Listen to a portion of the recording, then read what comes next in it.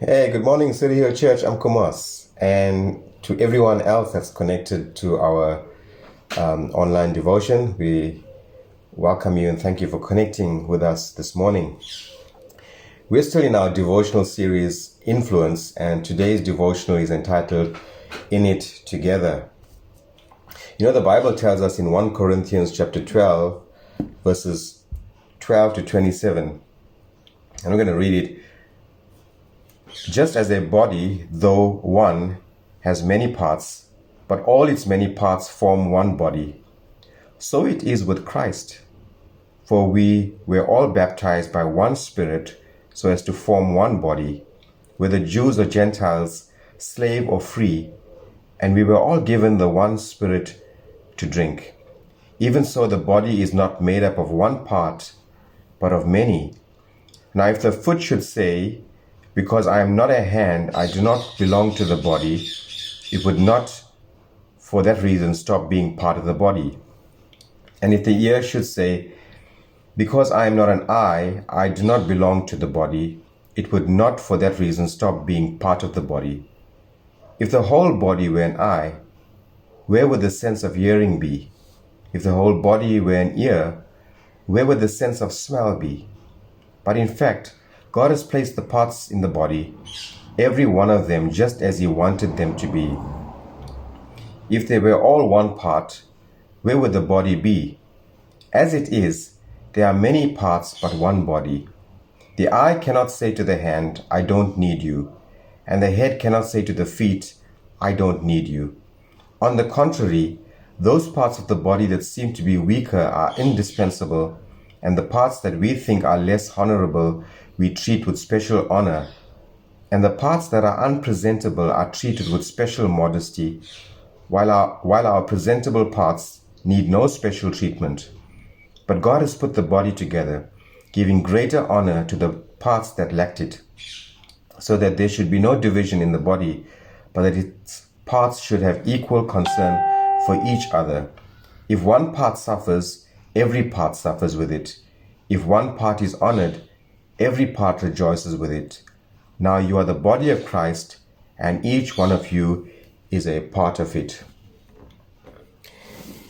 The Apostle Paul wrote this letter to correct what he saw as erroneous views in the Corinthian church.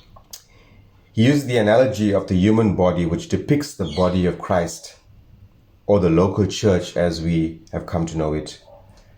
Fast forward almost 2,000 years to today, and Paul's letter to the Corinthian church is very much relevant to us today. I encourage you to read 1 Corinthians chapter 12, verses 12 to 27, and allow God to breathe His life into you through the power of His word. In it together, what does it mean? Let's unpack that a little this morning.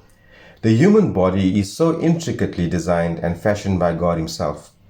Psalm 139, verses 13 to 14 says, For you created my inmost being, you knit me together in my mother's womb. I praise you because I am fearfully and wonderfully made. Your works are wonderful. I know that full well. Paul describes the functionality of the local church to that of the human body. Verse 12, the human body has many parts, but the many parts make up one whole body. Likewise, friends, you and I within the local church are like many parts, but we make up one whole body. The sad reality, on the contrary, is that not all of us are functioning parts of the body of Christ. Now, for all of us that are able-bodied people, let's just imagine for a moment that we have 2 legs, but only one functions. 2 arms, and only one functions.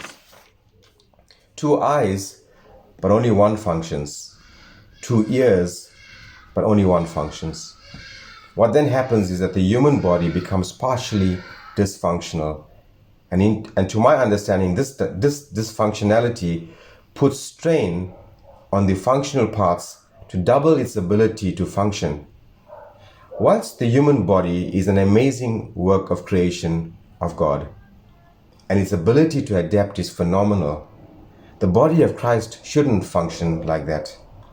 We all have purposes and gifts that God has given to us.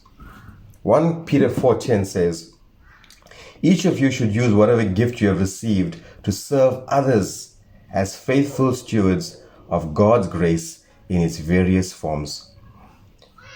Galatians chapter 6 verse 10 says, therefore, as we have opportunity, let us do good to all people, especially to those who belong to the family of believers, and reference there to the local body of Christ or the local church as we've come to know it. Friends, I encourage you to function where you're planted. If you're unsure, speak to a life group leader today or speak to one of the church leaders, and I'm certain they'd help steer you in the right direction. Have a wonderful Friday and have a blessed weekend. Bye.